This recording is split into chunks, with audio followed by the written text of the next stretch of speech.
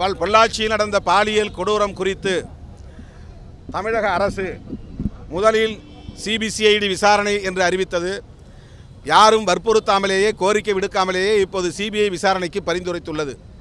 இதில் ஆளுங்கட்சி பிரமுகர்கள் தொடர்புடையவர்களாக இருக்கிறார்கள் என்கிற கருத்தை கைது செய்யப்பட்டவர்கள் ஒருவர் கூறியிருக்கிறார். இந்த பின்னணியில் இவர்கள் சிபிஐ விசாரணைக்கு மாற்றுவதன் நோக்கம் என்ன என்கிற சந்தேகம் எழுகிறது. பொதுவாக மக்கள் சிபிஐ விசாரணை கேட்டு போராடுகிற போதெல்லாம் அதற்கு உடன்படாதவர்கள், பரிந்துரைக்காதவர்கள் இப்போது யாரும் கேட்காமலேயே சிபிஐ விசாரணைக்கு மாற்றுவதன் உள்நோக்கம் என்ன என்கிற கேள்வி எழுந்துள்ள நிலையில் ஸ்பெஷல் இன்வெஸ்டிகேஷன் டீம் ஒரு சிறப்பு புலனாய்வு குழு ஒன்றை நீதிமன்ற கண்காணிப்பின் கீழ் அமைக்க வேண்டும் என்று வலியுறுத்தி நாளை எனது தலைமையில் சென்னையில் ஆர்ப்பாட்டம் நடைபெறுகிறது. ஐநா மனித உரிமை பேரவை கூட்டத்தொடர் கடந்த பிப்ரவரி 25 நடைபெற்று கொண்டிருக்கிறது. இந்த கூட்டத்தொடரில் வருகிற மார்ச் 20 ஈழத்தமிழர் சிக்கல் குறித்து விவாதிக்கப்படும் என்று தெரிய வருகிறது. இந்த நிலையில் இந்திய அரசு சிங்கள இனவெறி அரசுக்கு ஆதரவான நிலைப்பாட்டை எடுக்கக்கூடாது. குறிப்பாக மேலும் புலனாய்வு நடத்துவதற்கு 2 ஆண்டுகள் 3 ஆண்டுகள் என்று கால நீட்டிப்பு கோரினால் அதற்கு இந்திய அரசு துணை போகக்கூடாது. கால நீட்டிப்பு வழங்குவதை தடுக்க வேண்டும்.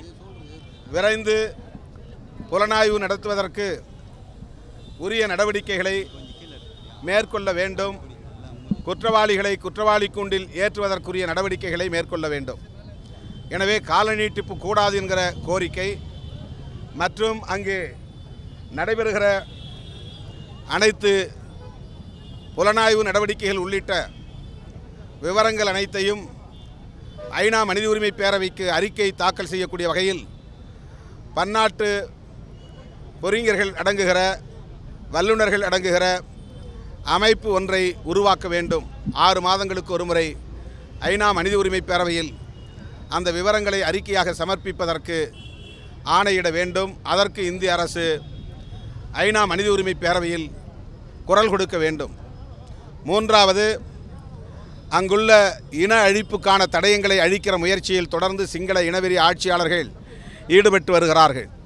அவ்வாறு அந்த தடயங்களை அழிய விடாமல் பாதுகாப்பதற்கு பன்னாட்டு பொறிமுறை ஒன்றை அமைத்திட வேண்டும். இந்த 3 கோரிக்கைகளை வலியுறுத்தி இன்றைக்கு ஈழத்தமிழர் வாழ்வுரிமை பாதுகாப்பு கூட்டமைப்பின் சார்பில் 10க்கும் மேற்பட்ட அமைப்புகளை சார்ந்த தலைவர்கள் பங்கேற்றிருக்கிறோம். இந்திய அரசின் கவனத்திற்கு இதை முன்வைக்கிறோம். ஏற்கனவே செம்மணி என்கிற இடத்தில் எப்படி புதைக்குழி கண்டறியப்பட்டதோ அதை போல மன்னார் பகுதியில் பல்லாயிரக்கணக்கான தமிழர்களை கொன்று குவித்து ஒரே இடத்தில் புதைத்திருக்கிற அவலம் கண்டறியப்பட்டுள்ளது. அந்த புதைக்குழியை அடையாளம் இல்லாமல் சிதைப்பதற்கான முயற்சியும் நடைபெற்று கொண்டிருக்கிறது. இந்திய அரசு உடனடியாக இதில் கவனம் செலுத்த வேண்டும். அங்கே போர்க்குற்றம், மனித உரிமை மீறல், மாநில விரோத குற்றங்கள் கட்டுப்பாடின்றி நிகழ்ந்திருக்கின்றன என்பதற்கு இந்த புதைக்குழியும் ஒரு சான்று, சாட்சியம். எனவே அந்த தடயத்தை பாதுகாப்பதற்கு இந்திய அரசு உரிய நடவடிக்கைகளை மேற்கொள்ள வேண்டும்.